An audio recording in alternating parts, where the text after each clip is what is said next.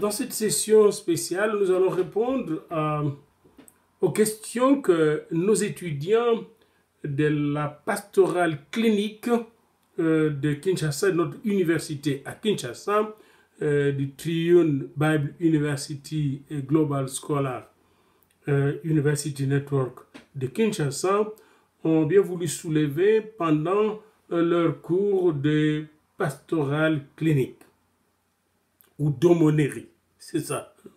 Alors, la première question, quelle est la différence entre la pastorale clinique et la clinique pastorale? Lorsqu'on parle en anglais, on va dire pastoral clinic ou clinical pastoral. Et en français, on va dire la pastorale clinique. Mais lorsqu'on parle français avec rigueur, on va faire la différence entre la pastorale clinique et la clinique pastorale. Qu'est-ce que la pastorale clinique? C'est toute la science, la pratique et l'art de prendre soin spirituellement des malades qui sont en situation clinique, dans les hôpitaux, dans les dispensaires, etc.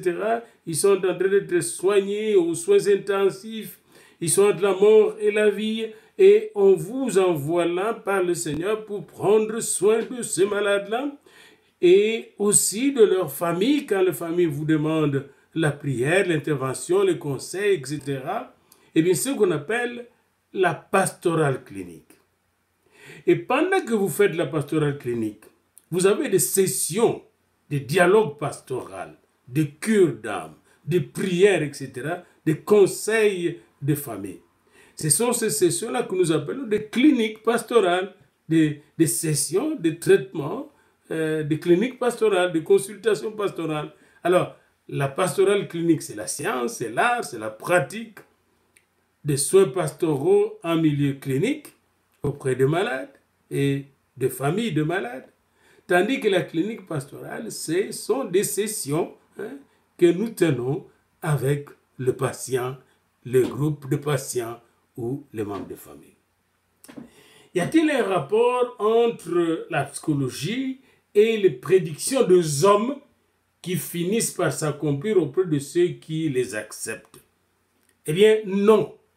Il n'y a pas un rapport entre la psychologie qui est une science, parce que la psychologie est la science de comportement, de l'intérieur humain se manifestant par le comportement. La psychologie est une science. Elle est éprouvée. Elle a un objet précis, n'est-ce pas? La psychologie étudie tout ce qui se passe à l'intérieur de l'homme, comment l'homme est affecté, ses émotions, ses affects, sa cognition, sa manière de connaître, sa sensation, sa manière de sentir, ses relations avec l'autre, son comportement, etc. S'il a un comportement qui est social ou asocial, etc. La psychologie mesure tout ce qu'elle étudie et elle ne fait pas de prédictions, sinon alors des prédictions dites scientifiques, qui sont du genre, si la personne a un tel comportement, alors elle est une personne à risque. Vous voyez? Alors, ça c'est au niveau de la science ici. Et la psychologie donc n'a rien à faire avec les prédictions que les hommes acceptent ou n'acceptent pas. Elle n'a rien à faire avec les prédictions que les hommes acceptent, n'acceptent pas. Maintenant, il faut différencier les prédictions de prophétie. Je vous donne l'exemple de Ésaïe qui est allé voir Ézéchias. C'est dans la Bible, dans le livre d'Ésaïe, vous le trouverez. Il est allé voir le roi Ézéchias et lui a dit, tu vas mourir bientôt, prépare-toi. Il souffrait d'un ulcère malin.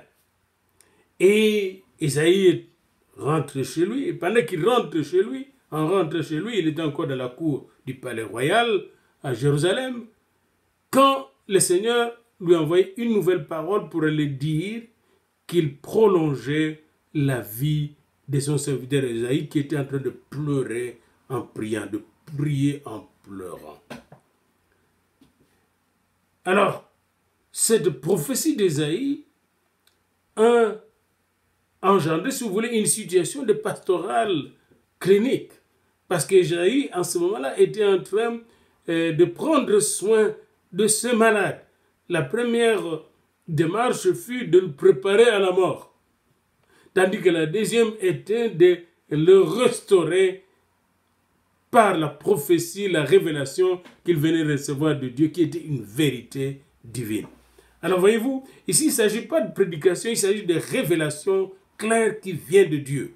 Vous voyez, je regrette toujours parce qu'il y a des gens qui parfois prophétisent, puis parlent, puis moi je pose toujours cette question. As-tu entendu ce que Dieu a dit? Si tu n'as pas entendu, ne mentez pas. As-tu vu? Parce qu'il y a deux choses. Dieu, quand il parle à de vrais prophètes, ils entendent ou ils voient. Pas seulement ils sentent. Parce qu'on peut mal sentir. La sensation peut vous tromper.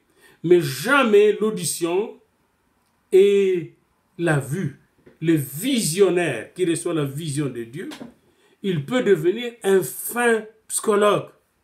Et celui qui entend aussi la voix de Dieu peut devenir un fin psychologue. Comme Jésus, il voyait et entendait et ce que Dieu lui disait, que le Père lui disait, et il ne faisait que la volonté du Père. Et vous allez voir comment il a pris soin des gens, comme quand il est allé chez Marthe et Marie, après la mort de leur frère Lazare à Béthanie. Et vous allez voir comment il a pris soin de cette famille. Et ce qu'il a fait là, jusqu'à présent, a marqué l'histoire. Quand vous passez à Béthanie, je suis passé par là, dans cette ville qui s'appelle maintenant El Azaria, parce que c'est occupé maintenant par des Palestiniens qui n'ont absolument rien à voir avec cette ville. Eh bien, vous allez voir les signes du passage de Jésus dans cette ville. Et c'est la même chose quand vous faites bien le travail de pasteur, vous prenez soin des gens, vous laissez des signes de votre passage, qui sont les signes du passage de Dieu qui a pris soin de ses âmes et les a réhabilitées. Troisième question, y a-t-il un rapport entre la sophrologie et la neuropsychiatrie? Je ne veux pas passer beaucoup de temps là-dessus, mais j'aimerais vous signaler que la sophrologie n'est pas une science. La sophrologie, c'est un peu de l'occultisme. Elle s'appuie sur des techniques qui sont tout à fait proches de l'occultisme. Vous voyez, la sophrologie qui consiste à un entraînement du corps et de l'esprit pour développer la sérénité, le mieux-être basé sur des techniques de relaxation et d'activation du corps et de l'esprit. Elle est plus de la, je dirais, de la psychologie ésotérique. Ce n'est pas une science. Et on dit qu'elle étudie la conscience humaine, que c'est un ensemble de techniques et de méthodes de méditation corporelle, comme si le corps pouvait méditer lui-même. Elle vise, selon certains spécialistes, la conquête, le réconfort de l'équilibre entre nos émotions, nos cognitions et notre comportement. Et cette science, entre guillemets, qui a été inventée par un Colombien, et s'inspire du yoga et de religions orientales. Ce n'est pas une science psychologique au sens rigoureux du terme. C'est plutôt une science qui s'inspire de l'hypnose et des disciplines orientales telles que le yoga et le zen. Et cette sophrologie-là est une méthode de relaxation, surtout pour ceux qui sont athées, qui ne croient plus ici dans notre société occidentale. Ils se lancent à cela parce que quand ils sont malades, ils cherchent ou stressés, ils cherchent comment relaxer. Et je pense que nous n'en avons pas besoin. Ça, c'est un. Deuxièmement, si vous vous lancez dans la sophrologie, vous êtes en train de suivre une science qui s'inspire des esprits que vous ne contrôlez pas, qui sont des esprits maléfiques. Parce qu'il n'y a que deux natures d'esprits. Les esprits maléfiques, les esprits démoniaques et l'esprit de Dieu. Et vous risquez de devenir psychotique, vous risquez de devenir dépressif, etc., d'être démoli par ces esprits-là. Donc, la sophrologie n'a rien à voir avec la neuropsychiatrie. La neuropsychiatrie, c'est la science qui traite en psychiatrie des problèmes nerveux. Voilà, ça c'est la neuropsychiatrie. Comme la neurochirurgie traite de la chirurgie du système nerveux. Eh bien, la neuropsychiatrie traite du problème psychiatrique, des problèmes mentaux qui relèvent de notre fonctionnement ou défonctionnement. Quand notre cerveau, notre système neurologique défonctionne, vous savez que nous avons beaucoup de cellules nerveuses et tout ce que nous faisons ici pendant que je vous parle est structuré, commandé par mon système nerveux. Nous sommes toute une machine complexe que Dieu a créée. Et bien, quand nous avons des problèmes nerveux, c'est comme le problème d'Alzheimer, le problème de perte de mémoire, c'est la neuropsychiatrie qui s'en occupe. Et elle n'a rien à faire avec la sophrologie, qui est plutôt une discipline mi-occulte, pseudo-scientifique si vous voulez, mi-occulte, qui cherche plutôt à traiter tous les problèmes de stress, etc., de relaxation des malades, etc., sur base du yoga et des religions orientales. Quatrième question, tout pasteur est autorisé. Est-ce que les pasteurs sont autorisés à faire le secourisme? Bien sûr, le pasteur peut apprendre des notions de secourisme. Mais si vous êtes un aumônier des hôpitaux, vous ne pouvez faire du secourisme sur un patient que si vous avez reçu la formation qu'il faut par l'institution médicale et si vous êtes autorisé à le faire dans cette institution, parce que là, dans l'hôpital, il y a des infirmiers, il y a des assistants médicaux, il y a des médecins qui font ce travail. Vous n'allez pas à l'hôpital pour faire du secourisme. Vous y allez pour faire le counseling, l'accompagnement pastoral, spirituel de malades. Donc, ce n'est pas non plus interdit de connaître des notions de secourisme parce que ça peut vous être utile en cas d'urgence. Cinquième question maintenant. Je ne comprends pas le sens de cette question. Voilà. Pour ceux qui ont la vocation de faire l'exégétique. L'exégétique, c'est quoi l'exégétique? L'exégèse peut-être. Hein? L'exégétique, je ne comprends pas l'exégèse, l'interprétation des Écritures saintes ou de la Bible. Ne peut-on pas respecter différentes branches de la théologie afin de pouvoir sortir aussi avec une spécialité en pastorale clinique? Je ne comprends pas la question. La pastorale clinique fait partie de la formation qu'on donne. Vous savez, quand vous avez la discipline qu'on appelle la théologie, comprend plusieurs branches. Vous avez d'abord, numéro 1, moi je considère la théologie biblique. Tout ce qui est théologie de l'Ancien Testament, on étudie la Bible livre par livre, la Torah, les Nevim, les Ketuvim, c'est-à-dire le Pentateuque d'abord, les Nevim, les livres prophétiques, les Ketuvim, les écrits pour parler en bon juif. Donc, si vous êtes chrétien, évidemment, vous allez étudier l'Ancien Testament. L'Ancien Testament qui est constitué de la loi de Moïse, les 5 livres, des livres historiques, des livres prophétiques, prophètes mineurs et prophètes majeurs, des livres poétiques et des livres historiques, où on trouve d'ailleurs beaucoup de faits historiques. Et vous avez le Nouveau Testament avec les synoptiques, Matthieu, Marc et Luc, l'évangile de Jean, et après les actes, les épîtres pastorales, les épîtres générales et les livres de l'Apocalypse. Voilà. Donc, cette science biblique est importante et j'inclus dans la science biblique l'étude des langues. Ceux qui connaissent bien les langues, l'araméen, l'hébreu, le grec, le latin, et sont très utiles dans la compréhension de la parole de Dieu qui a été écrite dans ces langues-là.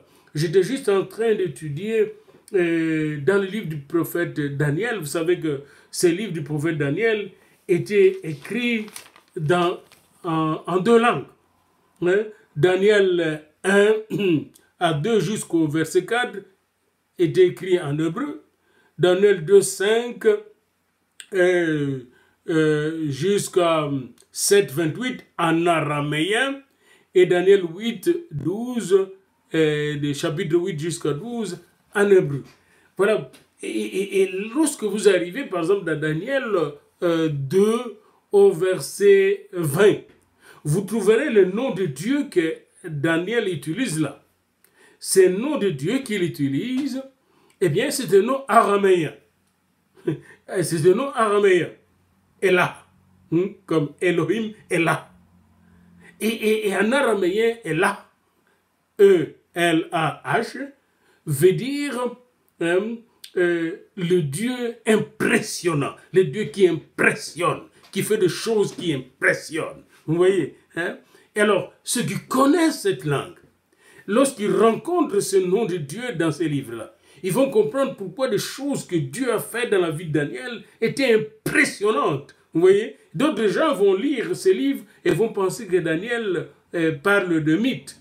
Alors qu'en réalité, Daniel parle de choses sérieuses qu'un Dieu impressionnant fait. Vous voyez, alors c'est important de connaître les langues bibliques pour comprendre aussi la parole de Dieu. Je remercie le Seigneur pour les quelques notions que j'ai de ces langues. Mais j'aurais préféré encore aller plus loin dans la compréhension de ces langues pour avoir une bonne exégèse, une bonne compréhension des Écritures pour ma propre édification et l'édification du corps du Christ et l'enseignement et l'évangélisation dans le monde. Alors donc, donc vous avez la théologie biblique, vous avez la théologie systématique qui étudie les différentes doctrines de la parole de Dieu et la théologie dogmatique qui étudie les dogmes de la foi. Vous avez à côté de la théologie systématique et de la théologie biblique et la théologie dogmatique, la théologie historique qui doit étudier l'histoire même de la théologie, l'histoire de l'Église, etc. La théologie historique. Et enfin, vous avez la théologie pratique qui doit prendre toutes ces choses de la théologie biblique, de la théologie historique, de la théologie systématique, de la théologie dogmatique et les mettre en pratique sous forme de prédication, en homilétique, vous voyez, sous forme d'évangélisation, en sciences d'évangélisation, sous forme de la cure d'âme, etc., sous forme d'administration de l'Église, d'administration des sacrements, etc. Dans l'économie du salut, on ne peut pas, n'est-ce pas, se limiter à la théorie. La théologie pratique est très importante. Comment implanter une Église et comment faire grandir une Église. C'est toute une science de la croissance de l'Église. Ça fait partie de la théologie pratique. Eh bien, la pastorale clinique ou l'aumônerie, la science de l'aumônerie, fait partie de la théologie pratique. Elle inclut dans la théologie même. Parce que nous ne sommes pas là comme des théoriciens, nous sommes comme des médecins. Nous entrons à l'école médicale, nous apprenons des choses comme l'histologie, l'anatomie, etc. Et le corps humain, comment il fonctionne, et les différentes pathologies. Mais après, il faut aller pratiquer, il faut mettre en pratique. Et c'est à l'hôpital, à la clinique, qu'on va tester si vous êtes vraiment un médecin ou un bon infirmier. Eh bien, la même chose pour nous, le pasteur, c'est dans la paroisse, dans l'évangélisation, dans les plantations de l'Église. C'est quand nous gagnons les âmes et nous en prenons soin que nous attestons réellement que Dieu nous a appelés et nous a formés. Alors donc c'est intéressant cette question, n'est-ce pas? Il faut tenir compte des différentes branches de la théologie et la pastorale clinique fait partie de la théologie, la formation théologique complète. Je n'ai pas bien compris toute la question, mais ça c'est ma réponse concernant la formation en pastorale clinique intégrée dans la formation du théologien, du pasteur, du prêtre, du prophète, etc. Parce que même les prophètes sont des cliniciens. Ils peuvent apprendre aussi à faire de la clinique pastorale ou de la pastorale clinique. Et sixième question, la psychologie est au centre des autres branches. Vous avez pourquoi la psychologie semble-t-elle être au centre des autres branches de la psychologie et de la psychologie? Bon, la psychologie est au centre de toutes les branches de la psychologie, psychologie clinique, psychologie de l'enfance, il y a la psychologie génétique qui étudie les enfants, la psychopédagogie, et la psychologie des adultes, la gérontologie, la psychologie des vieillards, etc. Toutes ces psychologies, n'est-ce pas, ont pour discipline centrale la psychologie qui est la mère de toutes les psychologies. Hein? La psychologie pratique, la psychologie théorique, la psychologie qualitative, la psychologie quantitative, etc. Toutes ces psychologies-là, la psychologie générale, constituent la branche mère. C'est des sciences qui étudient le système mental de l'être humain, comment il fonctionne, ce système, et quand il est affecté, qu'est-ce qu'il affecte et comment le réparer, etc. C'est la science des bases. L'étude du comportement de l'intérieur humain ou de l'âme humaine se manifestant par le comportement. L'étude de la cognition, l'étude des émotions, l'étude des affections, l'étude des intelligences humaines, la psychologie de l'intelligence, toutes ces études font partie de la psychologie générale.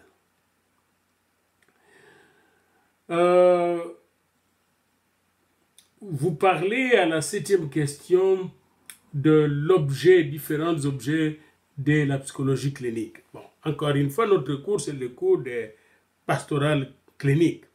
Mais la psychologie clinique s'occupe exclusivement de la santé mentale de l'être humain. Voilà, la santé mentale de l'être humain. Est-ce que cet être humain émotionne bien ses émotions? Comment il fonctionne au niveau émotionnel? Comment il fonctionne au niveau affectif? Comment il fonctionne au niveau cognitif? Sa cognition, son système cognitif, est-ce qu'il est logique ou illogique et irrationnel? Vous voyez, un malade mental ne fonctionne pas bien logiquement. Vous voyez, alors, comment il fonctionne socialement? Est-ce qu'il il s'intègre socialement? Cet enfant, est-ce qu'il s'intègre socialement? Comment il fonctionne à l'école? Il y a la psychologie scolaire qui étudie tous ces problèmes de l'intégration de l'enfant à l'école. Comment est son intelligence? On peut mesurer l'intelligence de l'enfant, etc. Toutes ces branches, n'est-ce pas, de la psychologie font partie de différentes spécialités. Et la psychologie clinique, elle, s'occupe surtout de la santé mentale, la santé de la cognition. Par exemple, quand un enfant ne fonctionne pas bien intellectuellement, eh bien, on va l'aider.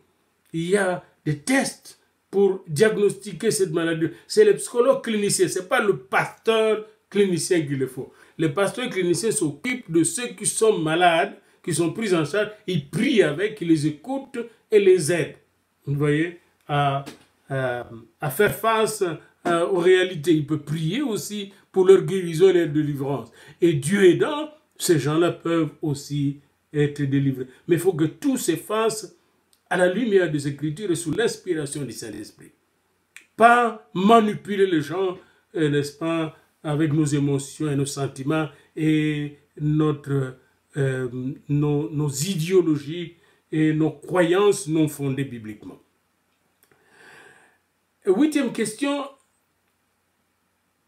est-ce qu'il faut établir une fiche de la personne que vous êtes en train de suivre, le malade? Mais bien sûr que oui. La fiche va vous permettre d'abord de bien suivre le malade et les cas que vous suivez, de bien prier pour ce malade, d'étudier ces cas minutieusement devant Dieu, de le partager avec d'autres collègues discrètement parce qu'il y a aussi la confidentialité. N'oubliez pas, nous allons parler de cela en éthique. Mais vous pouvez 2 ou 3 travailler dans une équipe, partager une situation donnée et étudier cette situation, prier pour cette situation et chercher des solutions pour aider, venir en aide à cette personne souffrante. 9e question. Qu'est-ce qu'il faut faire en cas d'échec du diagnostic? D'abord, le pasteur n'est pas là pour faire des diagnostics. Ça, c'est un. C'est lui qui va faire des diagnostics pour un malade, c'est le médecin. Ce n'est même pas l'infirmier. Hein? L'infirmier n'est pas autorisé à faire des diagnostics. C'est le médecin, le docteur, qui fait les diagnostics. Vous n'êtes pas là pour faire des diagnostics. Cependant, à partir des diagnostics qui donne médical, vous allez travailler avec ce malade, vous allez l'accompagner. Hein? Comme Jésus accompagnait le malade. Il n'était pas là pour diagnostiquer, il accompagne le malade, puis il leur apportait la guérison, la délivrance, etc. Il accompagne les aveugles, il accompagne les paralytiques, les lépreux, etc. Et il leur apportait la guérison. C'est exactement le même travail que vous allez faire, mais vous apprenez comment aborder ces gens-là. Vous voyez, comment aborder les malades, comment aborder les gens qui sont affectés par la mort, comment aborder les gens qui souffrent. Vous voyez, avec empathie, avec sagesse, avec intelligence.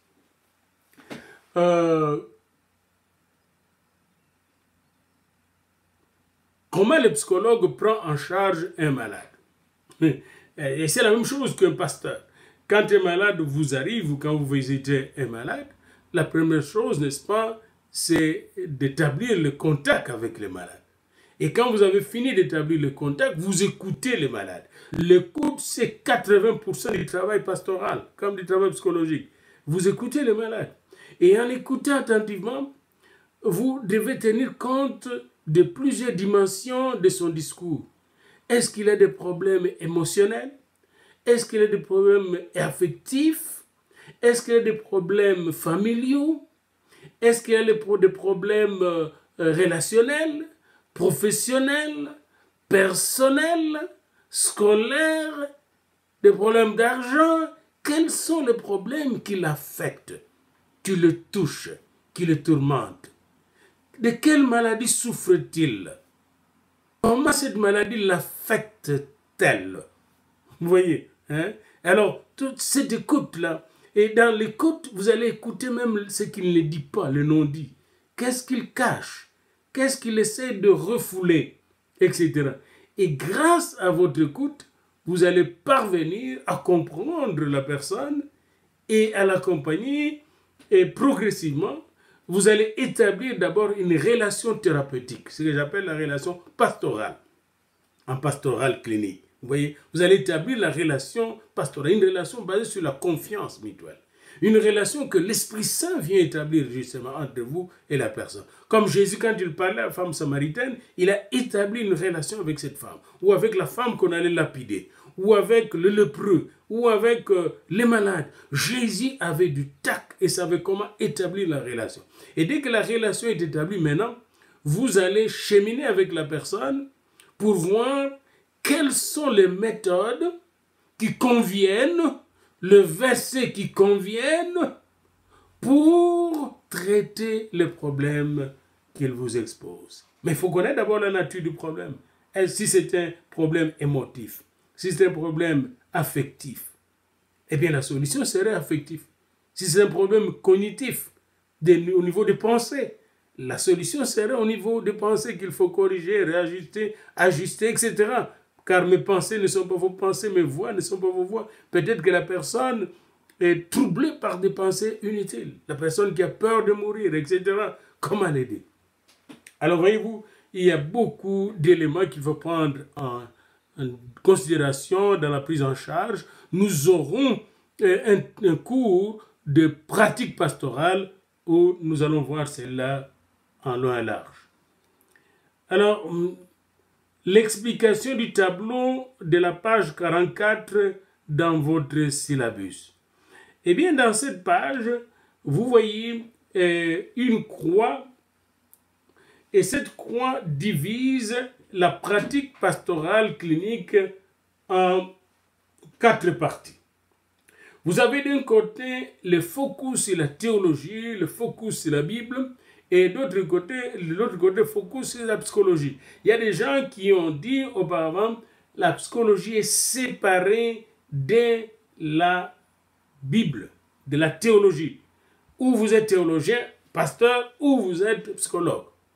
Eh bien, ça a duré pendant longtemps, puis à un certain moment, les gens ont commencé à s'approcher, petit à petit.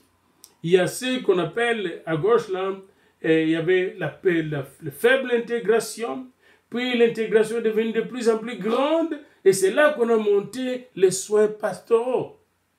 Et il y a toute une histoire de ces soins pastoraux que nous avons développés, que nous pouvons étudier ensemble. Je vous ai donné cette histoire dans votre syllabus. Et là, après, on a inventé les counseling chrétiens. Et dans le counseling chrétien, dans cette discipline, il y a 2 branches. Il y a ceux qui sont pour suivre les données de la psychologie. Il y a d'autres qui disent, pas question de suivre les données de la psychologie, seulement la Bible. Mais ils sont surpris de voir que le Dieu de la Bible est un grand psychologue.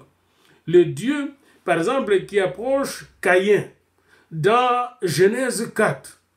Il approche Caïn, il parle du péché, de sa colère, n'est-ce pas, de sa jalousie vis-à-vis de son frère, et il essaie de l'aider à gérer sa colère, à gérer son péché. Eh bien déjà, il est en train de nous monter là ce qu'on appelle un management, la gestion de la colère. Et je peux continuer jusqu'à Noé, quand il est devenu ivre. Noé, après avoir été traumatisé à la sortie, n'est-ce pas, du déluge, n'est-ce pas, de l'arche, après le déluge, Noé qui a vu des milliers de gens périr, il en est sorti ivre, et presque fou. Et là, il a eu le génie de planter des vignes. Et c'est le premier qui a inventé l'alcool. Puis un jour, il a pris l'alcool pour essayer de mousser sa conscience. Et là, vous savez les conséquences. Hein? Il est devenu dingue, nu, il ne se reconnaissait plus. Et le premier fils qu'il a découvert, Cam, fut maudit.